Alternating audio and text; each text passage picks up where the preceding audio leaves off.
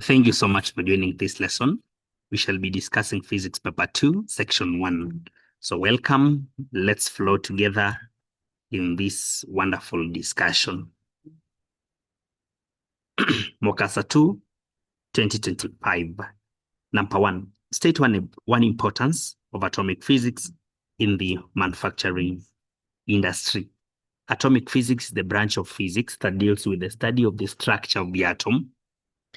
And we know that it is a world of applications. Therefore, we have it in the X-rays, even in the missiles and bombs, high pressurized bombs, which are made using the knowledge in atomic physics. So we can talk about X-rays in medicine,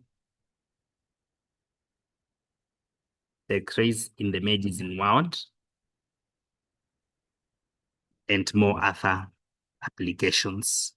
In number 2, we're told that the figure below shows steps involved in charging two conductors simultaneously. So we can see there is a conductor A, conductor B. They are having insulating anodes. Then a negatively charged rod is brought close to them. Here is a negatively charged rod. This one is a negatively charged rod. So it has been brought close to them. The first question is, we give the name of the method of charging conductors as shown up. This is called the separation method. The separation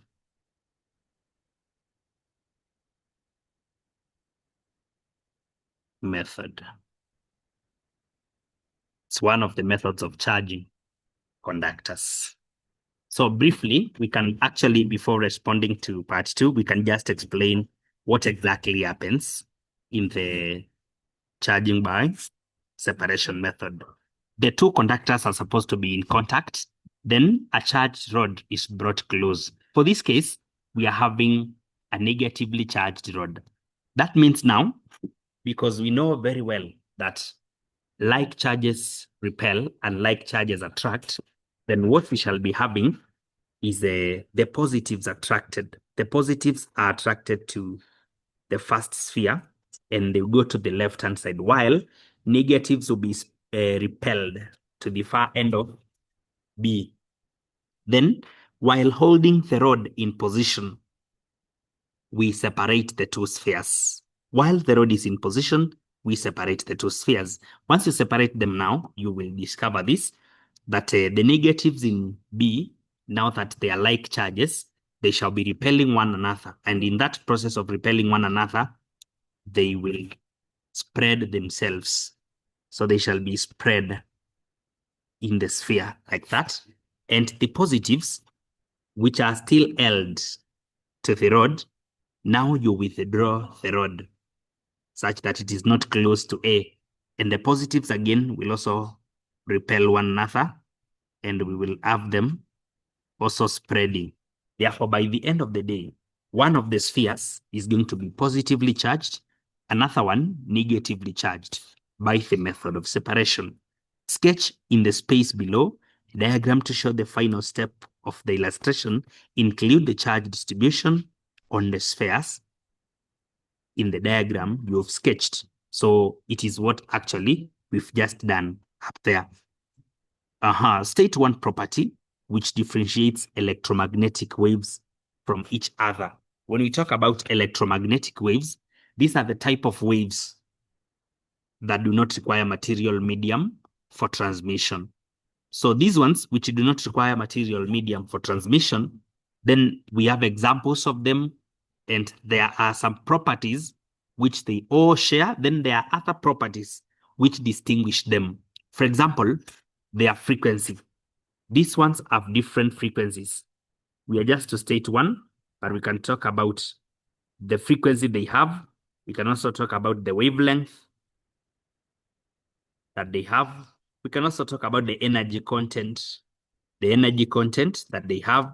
We can also talk about the penetration power, the penetrating power. Yeah, their penetration power, which differs It differs from one electromagnetic wave to another. Then in number 2B, give one way of detecting infrared waves. These ones can be detected using a thermopile. So a thermopile can be used. We also have bolometers. Yeah, a bolometer can also be used to detect infrared waves, which are part of the electromagnetic spectrum. As we continue learning, remember we are in number 3 now, and we are taught to state the reason why the topping up of lead acid accumulators is done using distilled water. Let me mention something about our programs here, whereby I highly invite you. If you are a candidate 2025, we are wishing you well, and we invite you to our programs, which will be happening in what we call the Google Meet. In Google Meet, there is a lot of interaction here. You raise up your hands, you ask questions, you respond to questions, and such. So the program is highly interactive. Please welcome and invite your friends to the same. To the continuing students, we also invite you to our one-term ahead program, whereby we shall be covering term 1 work of 2026. Therefore, we invite all the students to enroll, junior school and senior school, still happening through Google Meet. Kindly remember that our number is attached. You can reach out for more consultations. Otherwise, thank you so much and feel much invited to our programs. The reason why water is used is because water does not contain impurities, or rather distilled water to be specific. Distilled water does not have impurities, does not have impurities. Sorry for that. So it doesn't have impurities.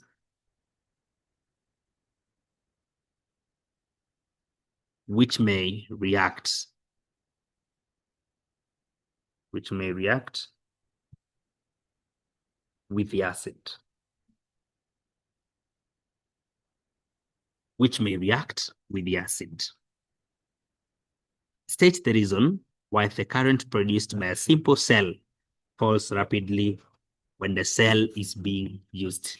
So there are some defects which are experienced by simple cells. To mention them, we have the local action. So you can say due to local action, and we can also say due to polarization.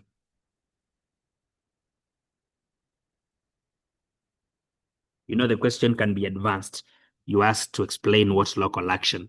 This is the eating away of the zinc plate. The eating away. The eating away of the zinc plate. And how do you overcome local action? By simply replacing the zinc, using pure zinc, in other words. Polarization, this is accumulation of bubbles. Accumulation of bubbles on the copper plate. On the copper plate. How do you overcome polarization, which is the accumulation of bubbles on the copper plate? This one is overcome by the use of a depolarizer, for example, potassium dichromate. Yeah, potassium dichromate. Let's get to number 4.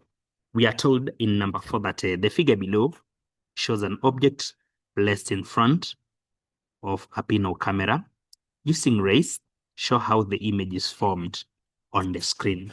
So we can see the screen, we can see the pinhole, and we can see the object. Therefore, from the tip of the object, we should have a ray of light. A ray of light entering the pinhole to that point, like that. So we can have it as a ray like that, arrow like that. Then on the other side, from the bottom of the object, we can also have another ray of light all the way to the other side, like that. So now these rays, once they strike the screen, because the ray from the top is going to the lower side, the image that we will obtain shall be inverted. So it shall be inverted like that on the screen. That is how it shall be. Then in the second question of the same part, we are told to state what would happen to the image if the screen is moved from point X to point Y. You can see the screen is at point X. What if it is moved to point Y? Let us see. What if we push it backwards such that the screen is at Y? What will happen? We can use the same rays to see what will happen. So the rays will extend before meeting the screen. They will travel for longer. They will travel for longer before meeting the screen. And you can see as they travel longer, the more they diverge, and hence a more magnified or a bigger image is formed. A bigger image is formed. Rather, the image is enlarged. The image is enlarged. Precisely, we can even say this, as we continue pushing the screen further from the pinhole, the image continues growing or increasing in size, being enlarged. If you shorten this pinhole camera and have the screen being brought closer to the pinhole, the rays will meet the screen too early before they diverge more, and we will have a very short image being formed. Looking at number 5 now, in the setup, the suspended meter rule is in equilibrium, balanced by the magnet and the weight shown. So we can see a magnet, and also the magnet is here. The weight shown is there. The iron core is fixed to the bench. So we can see an iron core, and on the iron core, we can see it's connected. It's connected to an electric circuit. Let's look at the question now. State and explain the effect of the weight W when the switch K is closed. So when we close this switch, definitely what we expect is a flow of current. Once the current flows, definitely we expect the soft iron core, being a soft magnetic material, to get magnetized. So once it gets magnetized, ladies and gentlemen, we will have either an attraction of the magnet or a repulsion on the magnet. But now that will depend on the polarization. Okay, it will depend on the polarities of the electromagnet formed. Therefore, how will the current flow? Remember, it's flowing from the positive terminal like that. So at this point, it will be flowing like this. That is how the current shall be flowing.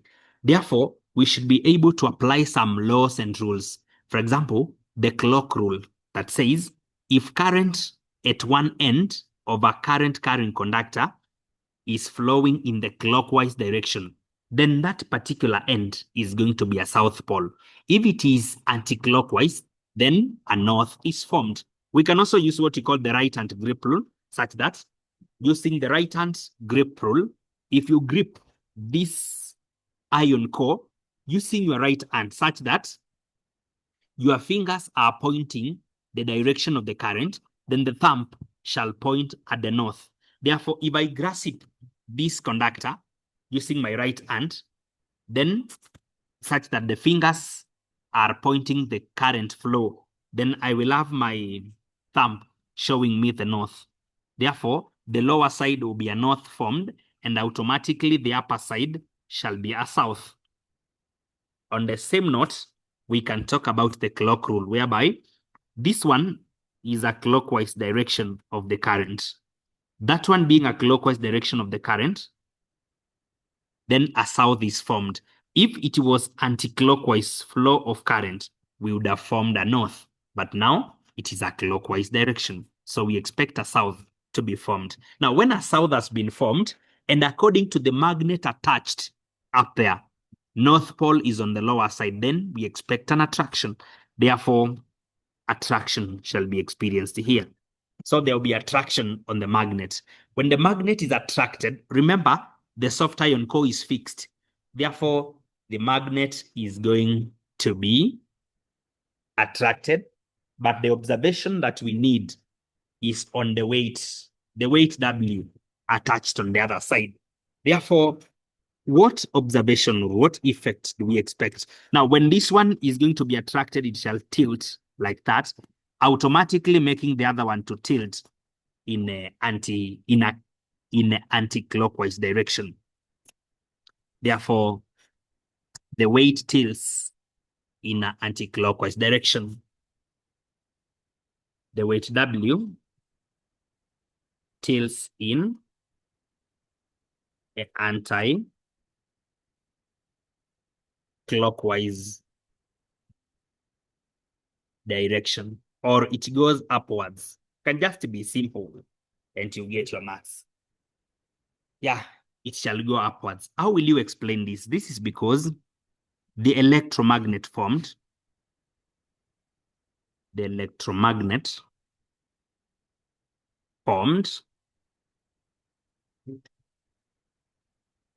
as a north pole.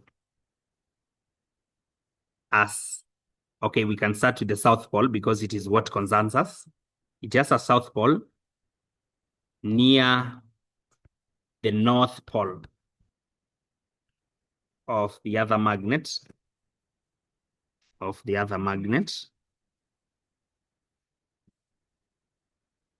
Sorry. A north pole near the south. It has a south pole near the north of the other magnet, leading to attraction.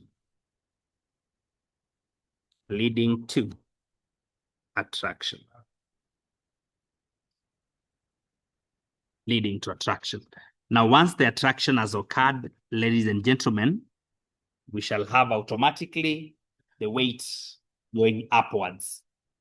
So the magnet will go downwards as the weight goes upwards due to the attraction by the electromagnet formed.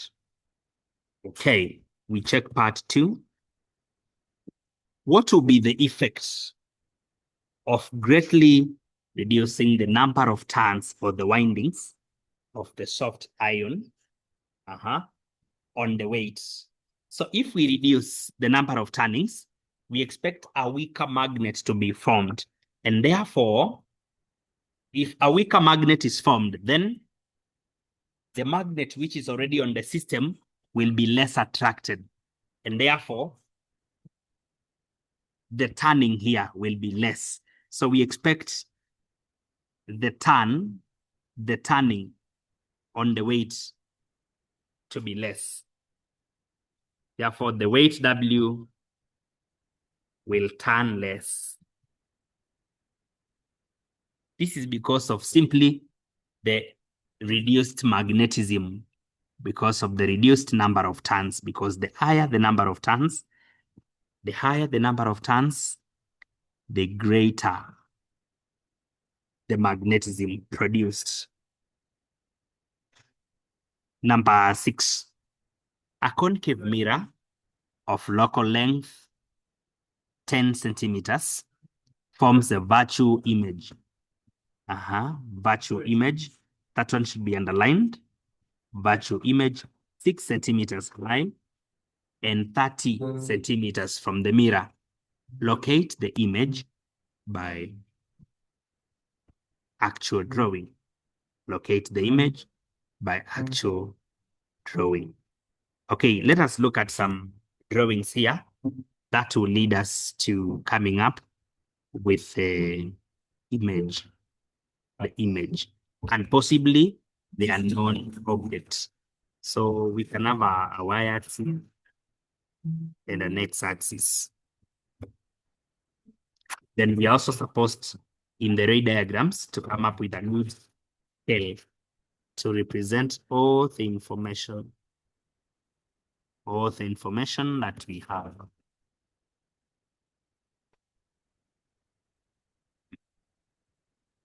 That is the y-axis. Then we have the horizontal axis here.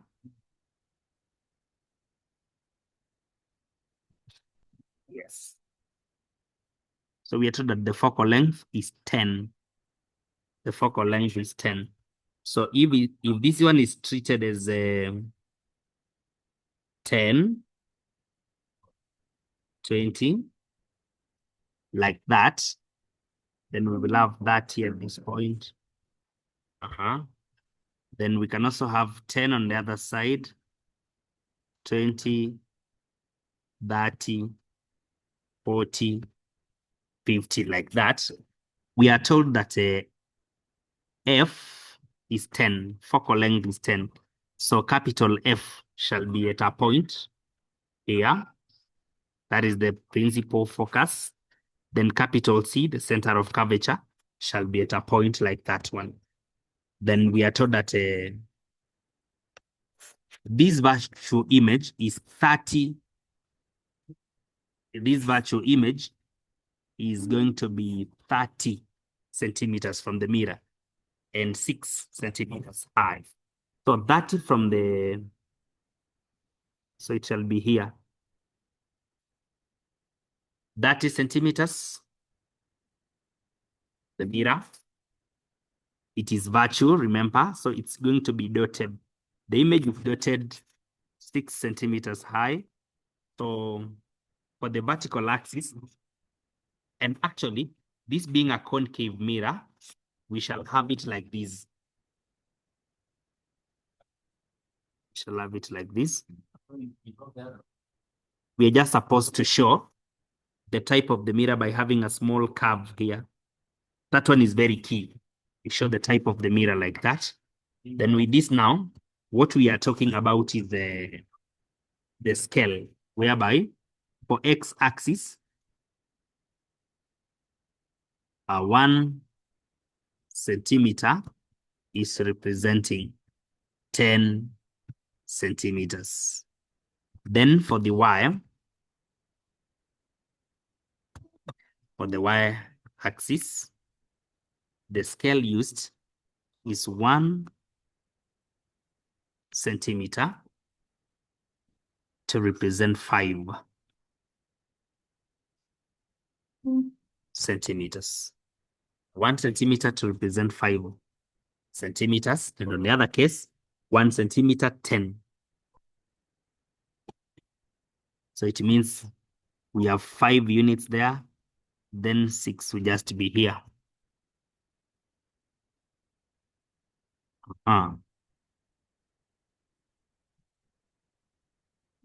So at this point now, we are having already the image, which is virtual, and most likely it is enlarged. So we are supposed to draw rays of light to show how this has been formed. Therefore, we can talk about a ray of light which behaves as though it is going to, let me show you. A ray of light that targets F. A ray of light targeting F. How will it behave? So if a ray moves as though it is targeting F, want to be a bit accurate, a ray targeting F,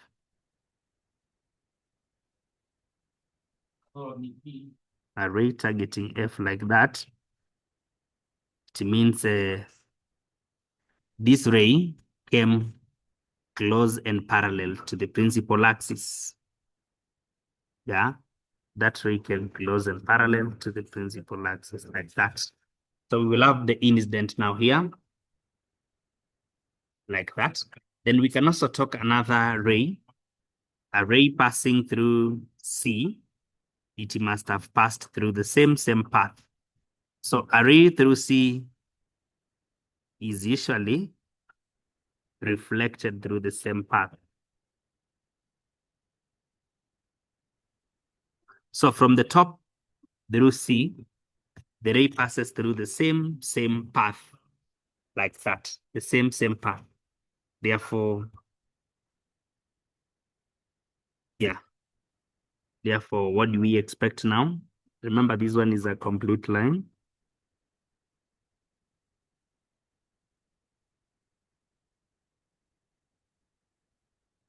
Like that. Yeah, that is it. So with this ray diagram, we can now determine the intersection of the original rays. So the intersection is at a point here.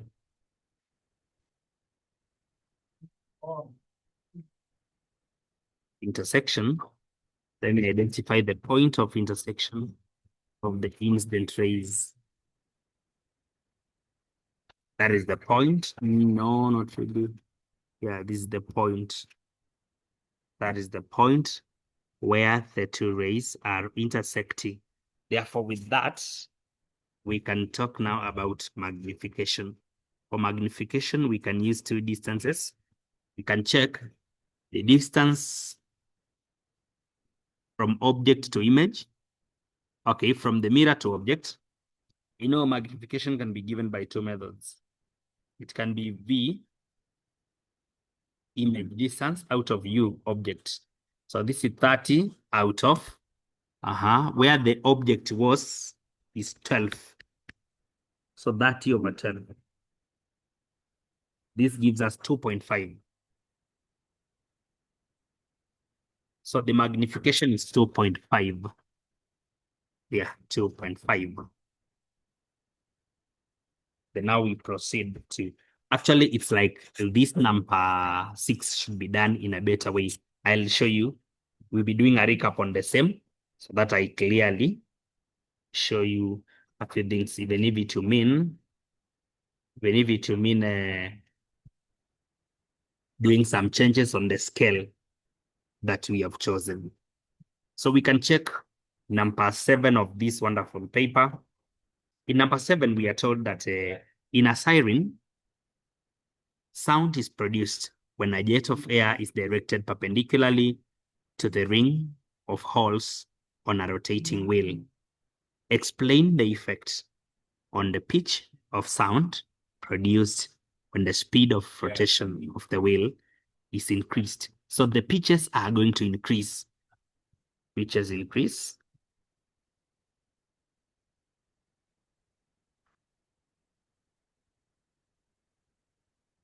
The pitches are going to increase because the number of holes receiving air per second also increases. This is because or since the number of holes receiving air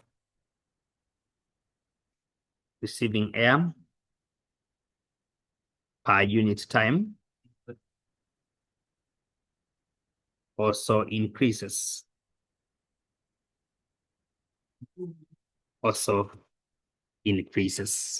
Then there is a number 8 here, which is a very good question. The question in number 8 says this. In an X-ray tube, it is observed that the intensity of X-rays increases when the potential difference across the filament is increased. Explain this observation. It's good for you to know that this is one of the technical questions. There is potential difference across the filament, that is the heater filament.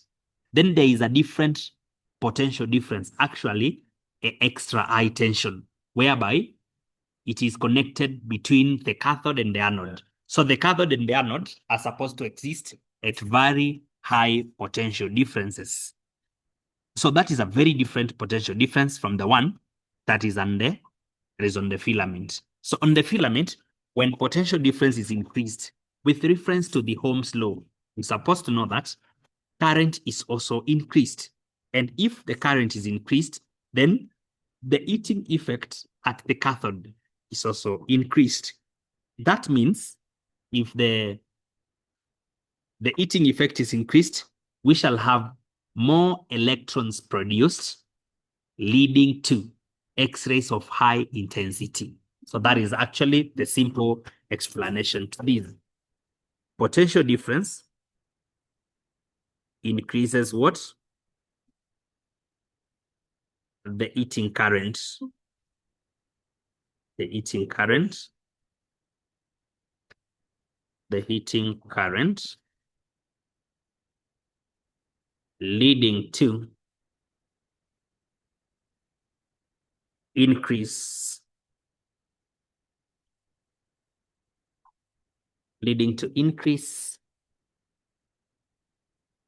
in the heating effect,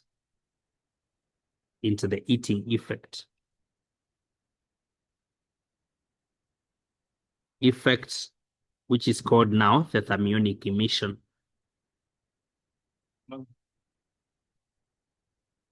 Thermionic emission at the cathode. Yeah.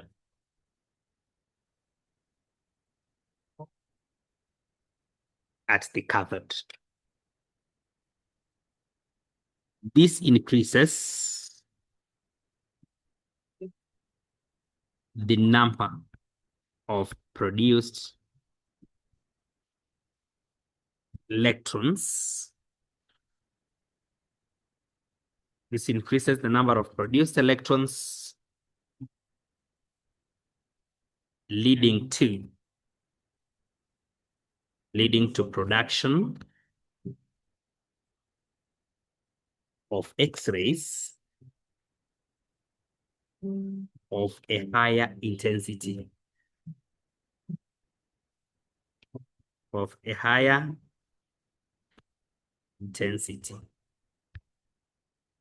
Yeah. Production of X-rays of a higher intensity. So you're supposed to know that the different type of potential difference now existing between cathode and anode, that one increases acceleration of the electrons, leading to very high speed and hence a higher kinetic energy, leading to production of X-rays with very high energy. So the other potential difference affects energy, but the potential difference at the filament, that one increases the current, affecting the heating effect, affecting the number of produced electrons, and hence the number of X-rays produced, or higher the intensity, that is the intensity of the X-rays that will be produced. I was to mention something in this number 6, because according to how we're doing it, I don't think it's in the right way. So we can actually change the scale so that we may see what is happening clearly. So let's redo number 6, but now with a changed scale. Remember, this is the reversibility of light, because the image has already been formed. So we have to trace back and get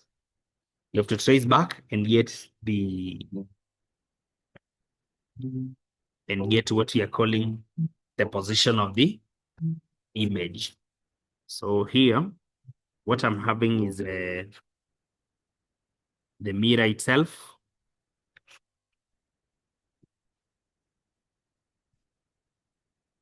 That is the mirror, whereby we specify the type by having a cap on the other side, that way. Then the principal axis, which is our reference point, is there. So with the principal axis like that, we can use a scale that will give us 10 at this point, whereby that will be our F, then capital C at this point. Yeah, like that, so that we have 10, 20, 30. So at the position of 30, that is where the image is being formed.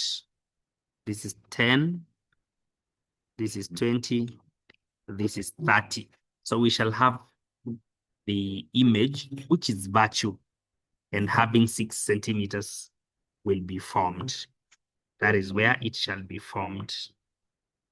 If that is where it shall be formed, then we can use a different scale, such that we have now to represent the image upwards. So we can say on the vertical axis, that is the Y axis, 1 centimeter to represent 2 centimeters.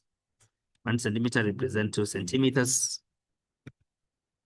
So if it represents 2 centimeters, then we'll have 2, 4, 6. So the image, it is supposed to be virtual. So remember, it has to be dotted. So it's dotted and the image is there. Once we've shown the image, now we can draw rays to show how this image was formed.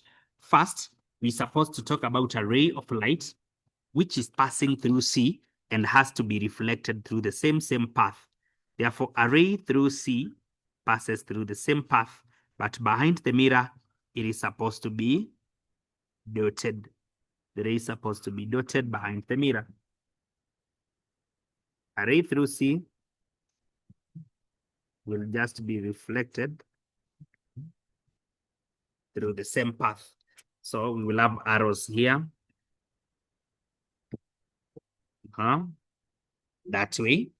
Then we can talk again about a ray to the same tip of the image, but that ray appears to be coming from F.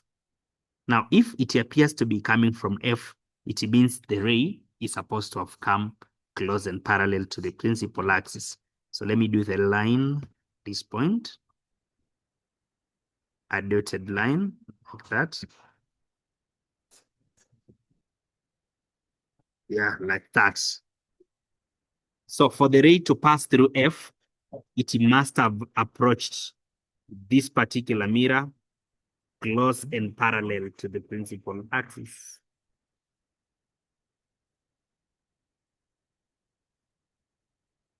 Yeah, close and parallel to the principal axis. I'm trying to check the proper way of putting these.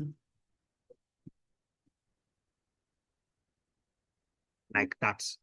So it means a ray came close and parallel to the principal axis. That is why it went through F. And eventually, by prolonging it backwards, you can see, by prolonging it backwards, you can see it went to the tip of the image. Therefore, with that knowledge now, you can see the intersection of the two, and therefore, we can draw.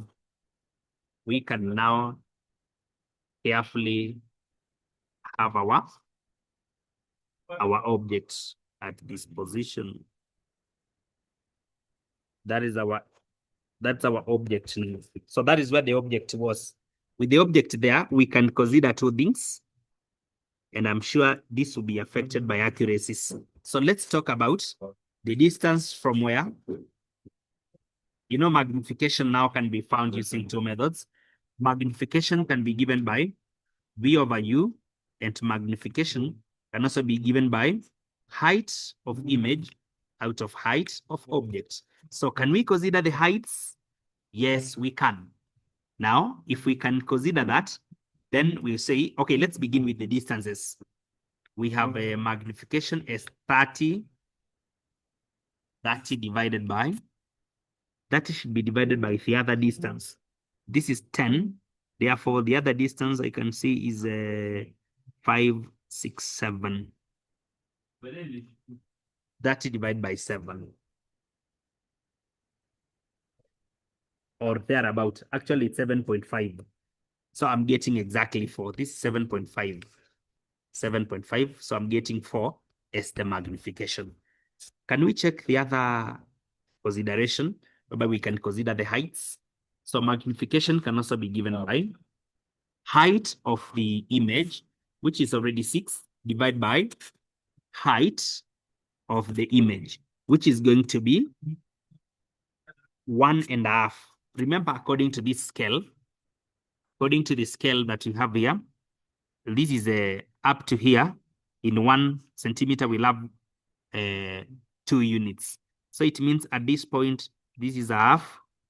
This is 1, so 1.5, because it is equal to, so 1.5. When we take 6 and we divide by 1.5, we are getting exactly 4. Therefore, the two methods of finding magnification have agreed, depending on the question. So thank you so much for following. We can meet later for the section 2.